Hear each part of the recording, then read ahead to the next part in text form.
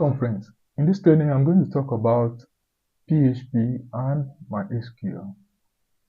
So how does MySQL work with PHP?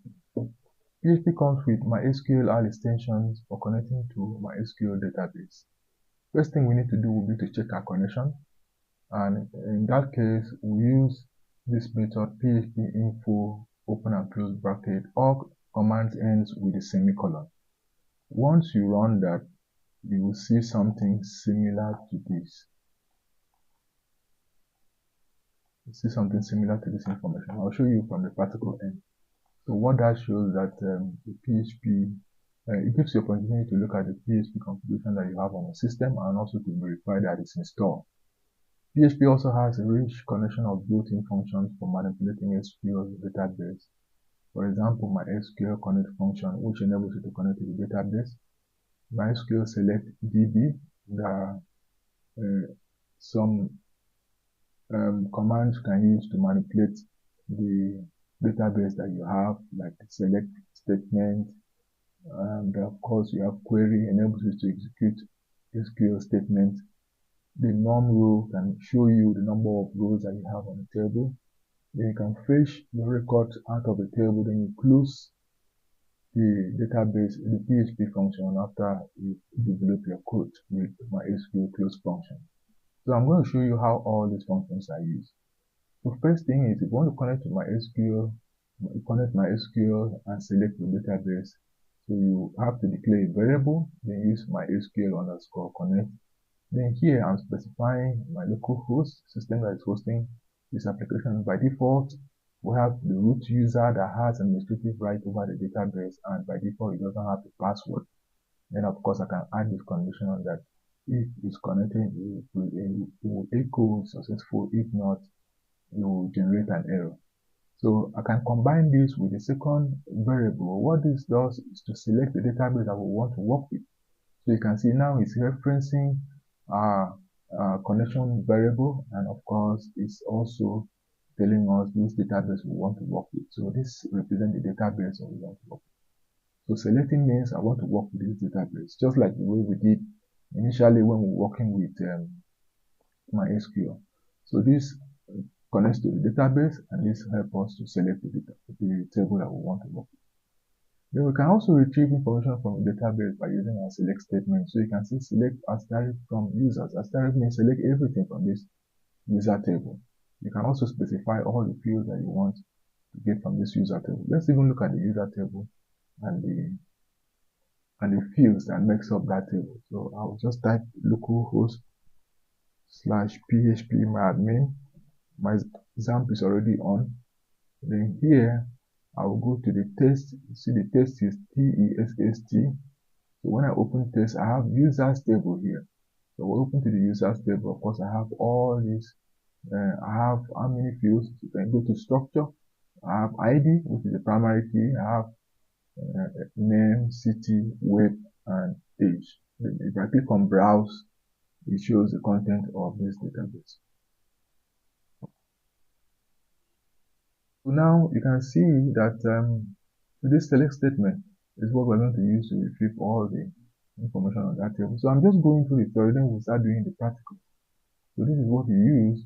So if you want to write a full statement to retrieve information from a database, so what you need to do will be to get your connection, do your connection, select the the database you want to work with, then execute the SQL statement to bring out the data that you have on your table. Then of course you can echo the result.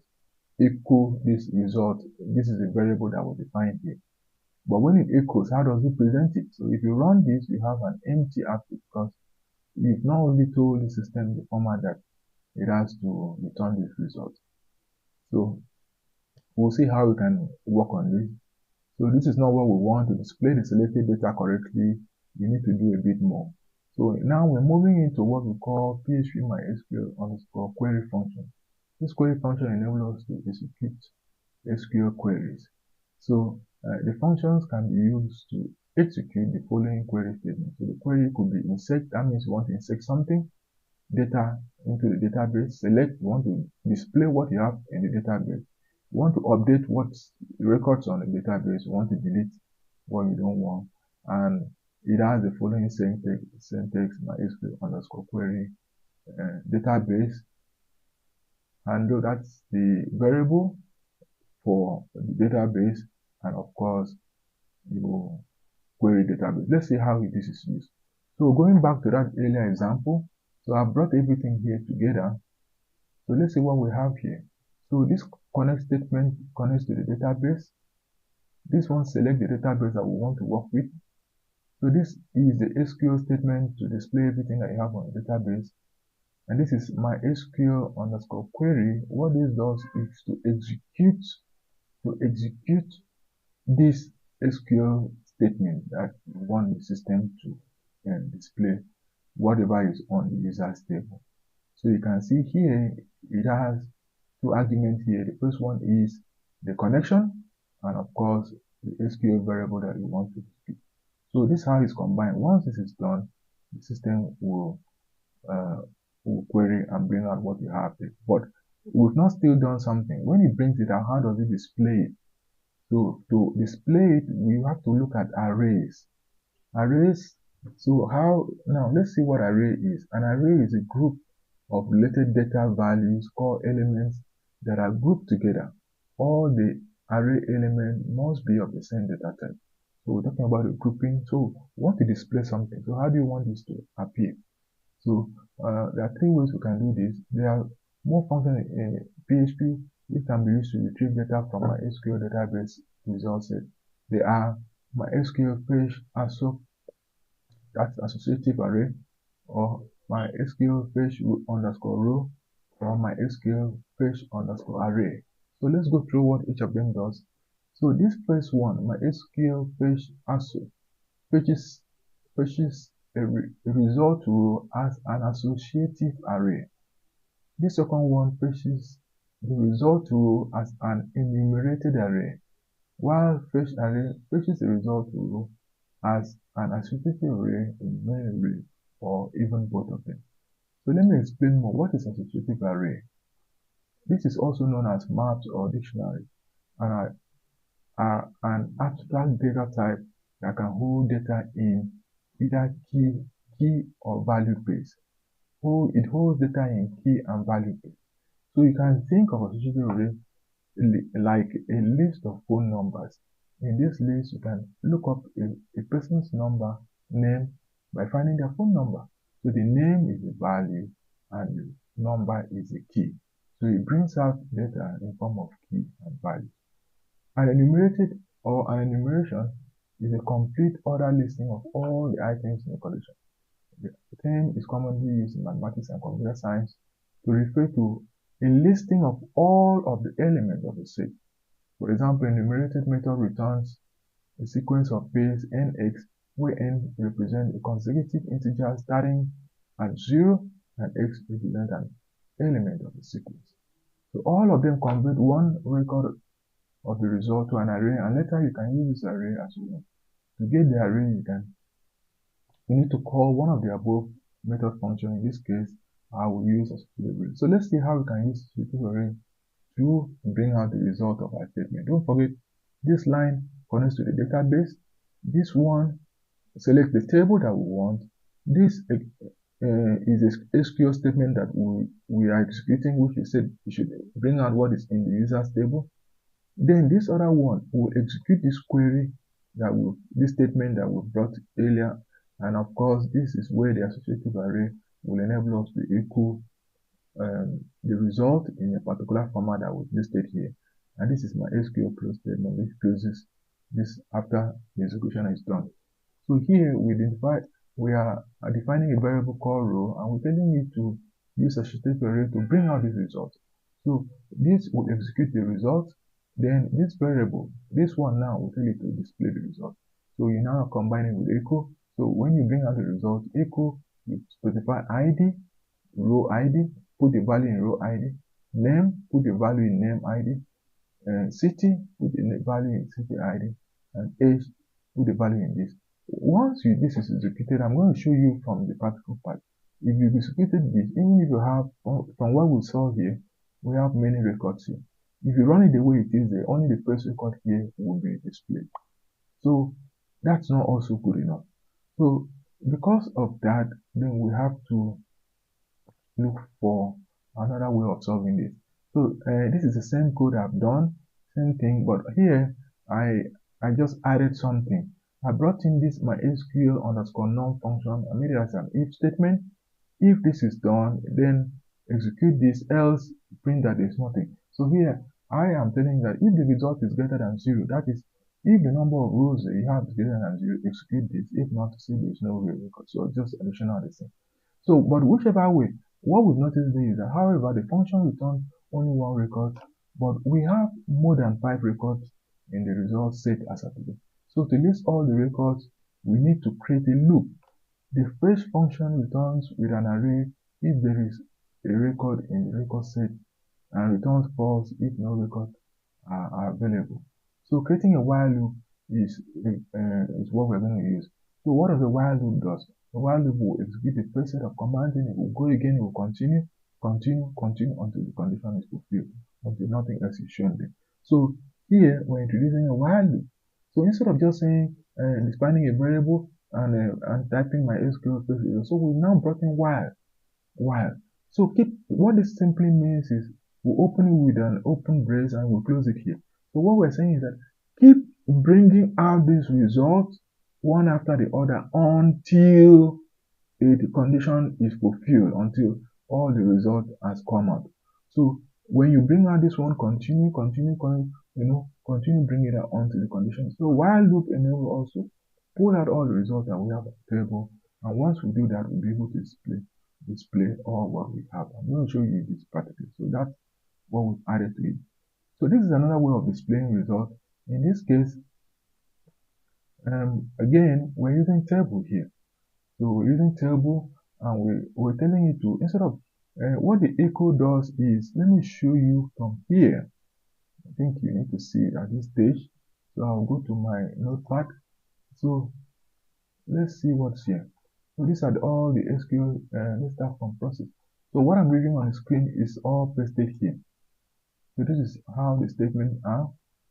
So this one you're seeing here, this is the first echo statement that we did. So let's see how it's going to appear on the screen. If you run this is what you see. So this first one shows the PHP info method. When you run it, telling us everything is installed, then it goes down.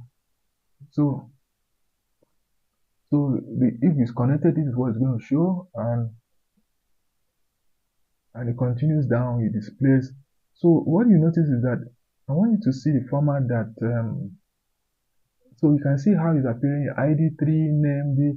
So if you're running this script, the way it is here, echo ID this, name this, city equal to this, web equal to this, age is equal to this, this is how it's going to bring out the result. But now we are now going to bring it in a tabular form, the way it is here. So that means we have to introduce the HTML table syntax to enable us to do that. So same code, but we're just introducing a new function telling it to display this result, print this in HTML table. So again, you can see connection, selecting of the database. This is our statement, query statement. This is the description of the query that is listed there. Then of course, this now will check to know if the number of rows are greater than 0. Then here we're bringing in table, echo this in a table. So we have cell padding, cell spacing, and border. Then we now define our rows and the columns for each of the hidden fields that we have there.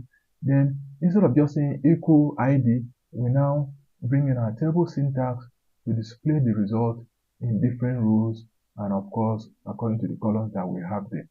Then we end the table, and once we end the table, this is for MySQL num row to check if there is no row, it will return that no row was found. And once it's done, then of course it will free this. Once process is complete, free result set, so this will free and the connection will be free. So once you run that, you end up having something similar to what we have here. You can see it's coming out in form of the table now, and it's quite nice. So that's how to introduce tables to what we want to do. Then of course, moving forward again. So here the same thing. Okay, I just added something here. So you see, when you write one code, you can add a lot. So everything here is the same. What I just did here was to tell us the number of rows. So to tell us the number of rows, we use the function printf. So let me just read what it does. So I'll just tell you to do a row count, and tell us the number of rows. So this count the number of row. This is /n is putting this in a new page. The printf function outputs a formatted string. Percentage %d means to print the corresponding argument, which must be an integer or something containing an integer, such as a slice of integer in decimal. So you will print that value in decimal. So once you do this, let me show you how this result will look like. Same thing, but I just added something that it should tell me the number of rows that will come out from here. If you run that, this is what you have. The system will tell you that the result has a total of 2. So this is dynamic. As you keep adding data and running it, this value will be changing. So having said that, let's continue. So here we also look at other SQL statements. We work with select, so we can insert data. So other SQL manipulative functions or commands are insert, update, delete record. Inserting data into a database. Now let's try to insert a new user to our table. So the SQL statement is insert into user. You call up all the field heading that you have, and put in bracket values. Then on quote you mention term. So it has string, Vegas, mention all the records that you want. So once this is what we want to insert. So we use the same statement. So it's only the SQL statement that will change. SQL statement changes, then we execute this query, then we now add something here. If this is inserted, then equal data was inserted, else it should return that no data was inserted. So you close this. So this is a command to insert your data. Don't forget this, check the connection, this select the table. This is where we write our SQL statement. This is where it's executed, and this is just a conditional statement that will bring out a report telling you data was inserted or it was not inserted. Same thing with update.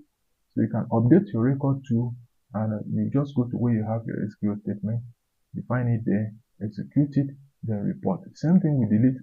For delete, you may want to delete a certain number of, so you mention your delete this, and of course you can output it out the see. So this experiment. Okay, so here what I did was to try to combine the select statement with this, but it's not okay. Below result. Okay, what I was trying to do here was maybe to display the result first. Before deleting. This was like show me what the table first before you now carry out the delete. But it's optional. You can decide to take this off. And just concentrate on what you want to do. If you don't want to go too heavy, the system will execute this query for you and bring out the result. So now this is a form. So instead of using SQL to enter the data manually, for example, when we insert and update, we're entering directly. So we can create a form that does that for you. So how do you create a form? In the case of a form, the format is form action.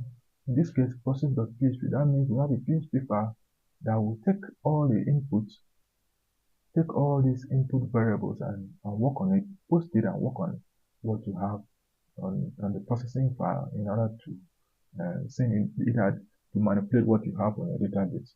So here we create a form, so you can see the method is post. And this is the form action. This is the document that will take all these inputs and work on it. So you define all the names of your input boxes. So here, this one will take the input for name, value for name. This one will take the input value for city, take the input value for web, take the input value for age. So, and when you click submit, it will now send it over here. So this is a lot easier. Instead of just programming it, for example, if you go back to what we did in set, We were the one specifically telling you what to do here. But you can use this method to enter anything that you want. In this case, multiple users can work on this environment at the same time instead of you going to run the raw code, the raw values. So this form will be created, and once you do that, you will send the value over to, so let's go. Where were we? We're at the form. So this is a form. So once you click on submit, it posts all these values over here. So you can see, so this takes the connection, this selects the database. So this is this statement, if set. So once this collects, receives those inputs, it will post all of them through as the variables that are specified here into what you want to do here. So this is the SQL statement. So this execute the statement, and this is where, okay, again, because we are inserting,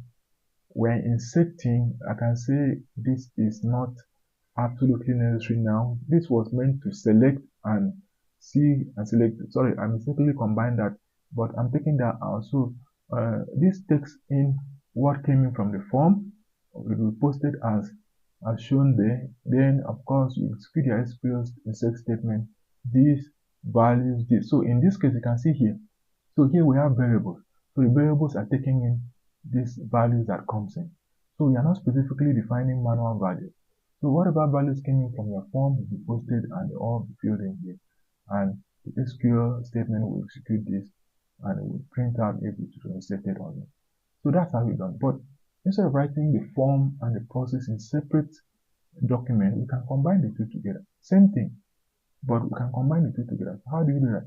So you start by writing your form, but here instead of saying form action, you now specifically say process.php. You don't need to do that. You just use this function to the type that allows input to be uploaded to file. So once you do this, multiply/form data is the type that allows form input data to be. So you include this. So once you do that and you don't need to specify it, the system knows that I'm going to search for the PHP script that will process this in this same document. And once it does that, it checks for connection, select the database. Then if it's posted, it now identifies the variable and insert them here in your statement, execute the statement here, and display the result that it's posted or not. So once this is done, this is what you're going to have. So on my PHP, so what I did was to type these codes. Let me show you what I did. I went to my XAMPP htdocs, then I have practice here. So see what I have. So the one that has project, I'm going to open to this project. This project is all the codes that I've gone through in the notes. See, all of them are pasted here. They are all pasted there. I'm going to share this code with you. They are all pasted here. So once I do this, how do I run it? I'll just go to my browser and I'll type localhost /practice. Practice is my folder name /project.php. So when I type that, it will run all the codes. You can choose to run them one after the other. It runs all the codes to give me this app we are seeing. The initial ones is testing for my PHP installation. Then of course, all the single codes will run in different places, table up to the point where data will be inserted, up to the point where data will be inserted. So instead of pasting all and running it at once, to run them one after the other just to see what they do. Then for the form, the same thing with the form. I created my form here, and I now say the form action is this. This is the process part. So let me show you how we're going to work on the form. So how do you work on the form? So I'll type localhost /practice /form.php. If I type that, it opens to the form. So I'm going to add a user. Let's add a user like David. David is in my Tama. So for example, website is www.david.com. Then age of David is 23. So once I do that, I'll click submit.